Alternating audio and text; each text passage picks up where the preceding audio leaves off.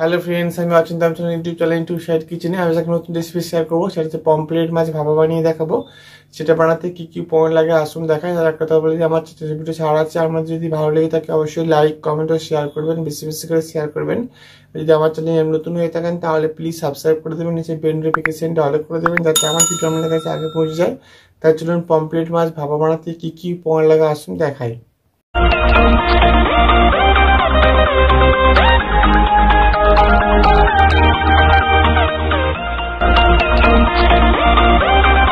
Pomfret মাছ ভাপা বানাতে কি কি উপকরণ লাগে আসুন দেখিয়ে দিই। তার আগে কথা বলে দিই, ভিডিওটা প্রথম থেকে সেসব দেখার অনুরোধ রইল।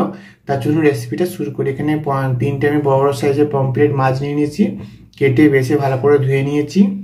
এবার আমি পমফ্রেট মাছের মধ্যে নুন হলুদ দিয়ে দেবো, লবণ দিয়ে দেবো।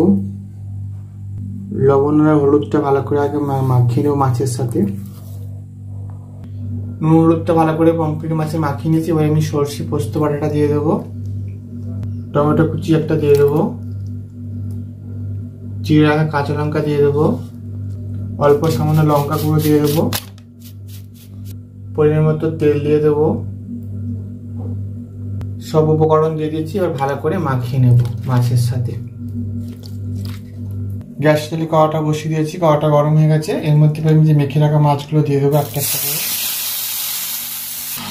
এবার অল্প সামান্য জল দিয়ে দেবো। এবার উপর দিয়ে আর একটু সামান্য অল্প তেল ছড়িয়ে দেবো। এবার ঢাকা দিয়ে 10 থেকে 15 মিনিট ভালো করে ভাপিয়ে নেব। আমার পমফ্রেট মাছ ভাপা রেসিপিটা হয়ে গেছে, এটা এবার নামিয়ে নেব। দেখুন আমার পমফ্রেট মাছ ভাপা রেসিপিটা রেডি হয়ে গেছে। রেসিপি আপনাদের ভালো লাগে থাকে অবশ্যই লাইক কমেন্ট ও শেয়ার করবেন, বেশি বেশি করে শেয়ার করবেন। আর প্লিজ সাবস্ক্রাইব করে আমাদের পাশে থাকবেন। চলুন তাই দেখা হচ্ছে নেক্সট ভিডিওতে। এরকম নিত্য নতুন ভিডিও পাওয়ার জন্য আমার চ্যানেলটাকে অবশ্যই সাবস্ক্রাইব করে আমাদের পাশে থাকবেন। চলুন তাই দেখা হচ্ছে নেক্সট ভিডিওতে।